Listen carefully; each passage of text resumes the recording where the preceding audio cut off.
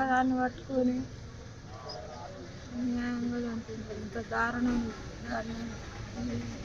ఎదుర్కాల్సింది కాదు, హత్యలే, ప్రభుత్వ హత్యలే. ఆయన కూడా తిరిగి వేటాడు, మంచి మనిషి దారుణంగా చంపింది. పొట్టన పెట్టుకున్నది. వాళ్ళని ఏ విధంగా శిక్షిస్తారో మరి మీకే పెడతా. నా బిడ్డ మంచిది, ఏం చేస్తావా, మంచిగా చదువుకుంది, ఉద్యోగం చేసి మంచిగా ఉంటుంది అనుకుంటే పార్టీలో పోయింది, ప్రజాసేవ చేస్తాను. పార్టీలో పోతే నా బిడ్డ ఏడుంటే బతికితే చాలనుకున్నాను. ఇప్పుడు దారుణంగా చంపేసిండు, కడుపు కోసం నిలిచిండు.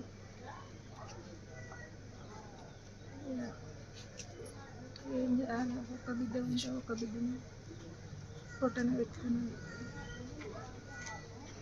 బిడ్డ ఒకరితో ఒక మాట అనిపించుకోకపోయా, మంచి ప్రవర్తన, సద్గుణవంతురాలు. మాకు చాలా బాధ, మా బిడ్డ పోతే మాకు బాధ. పోయేనాడు చూసిన ఇక అంతే, ఒక ఉత్తరం లేదు, ఏది లేదు. మాట్లాడింది కూడా చూసింది, కళ్ళకైతే నిన్ననే చూసుకుంటారు. మేము ముగ్గురం పిల్లలం, మా అమ్మ నాయన. మేము ఇద్దరం మగవాళ్ళం, ఇద్దరు నేను ఆడపిల్లను. మాది కడవెండి, పుట్టి పెరిగిందంటే కడవెండి గ్రామం మాది. ఈ ఊర్లోనే 7th క్లాస్ వరకు చదువుతున్నది. చిన్నప్పటి నుంచి కూడా చదువులో చాలా చురుకైన విద్యార్థి. దాంతోపాటు చాలా ఏమంటారు, చాలా సున్నితమైన మనస్తత్వం. అంటే ఎంత సున్నితమైన మనస్తత్వం అంటే బహుశా ఆమె ఒక చీమను కూడా చంపి ఉండదు, అంత సున్నితమైన మనిషి, అంత సున్నితంగా పెరిగింది. బహుశా ఆ సున్నితత్వంలో నుంచే ఈ సమాజం గురించి ఆలోచించే ఒక ధోరణి ఏమైనా వాళ్ళు ఏర్పడి ఉండొచ్చు, అదో కారణం కావచ్చు. తర్వాత రెండోది, ఈ గ్రామానికి ఉండే కొన్ని ప్రత్యేకతలు, అదంతా మీకు తెలిసిందే. ఈ తెలంగాణ సాయుధ పోరాట చరిత్ర ఉన్న గ్రామం, అంతేకాకుండా నక్సలైట్ ఉద్యమ చరిత్ర ఉన్న గ్రామం. ఆ అన్ని కారణాల వల్ల కూడా ఆమె ఈ గ్రామంలో అంటే ఒక తరం, బహుశా 1975 నుంచి 95 మధ్యలో ఉండే ఒక తరంలో చాలామంది ఏదో ఒక స్థాయిలో ఆకర్షితులైన వాళ్ళే. దాంట్లో కొంతమంది కొంత అడుగు ఒక ముందుకేసిండ్రు, కొంతమంది అక్కడితో ఆగిపోయింది, కొంతమంది వాళ్ళు సానుభూతిపరుగా మిగిలిపోయింది.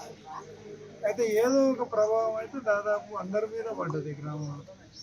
ఆ ప్రభావమే మా అక్క మీద కూడా పడ్డది. అది ఆమె బహుశా ఉద్యమ చరిత్ర అయింది అని అడిగితే బహుశా నా వైపునైతే నాకు అది సమాధానంగా అనిపిస్తుంది. ఇక రెండవ ప్రశ్న మీరు అడుగుతున్నది ఈ ఎన్కౌంటర్ గురించి. ఛత్తీస్గఢ్లో బహుశా ఈ 6 నెలల కాలంలో జరుగుతున్న ఎన్కౌంటర్లు అందరికీ తెలుసు, బహుశా విలేకరులకు మాకంటే ఎక్కువ తెలుసు. 10ల సంఖ్యలో, 30లు, 20లు, 40లు ఆ సంఖ్యలో చనిపోతున్నారు. తర్వాత అవన్నీ కూడా అంటే ఇప్పుడు ఈ ఎన్కౌంటర్లు బూటకమా లేదా నిజమైన ఎదురుకాల్పులేనా అనే ప్రశ్న నన్ను అడుగుతున్నారు మీరు.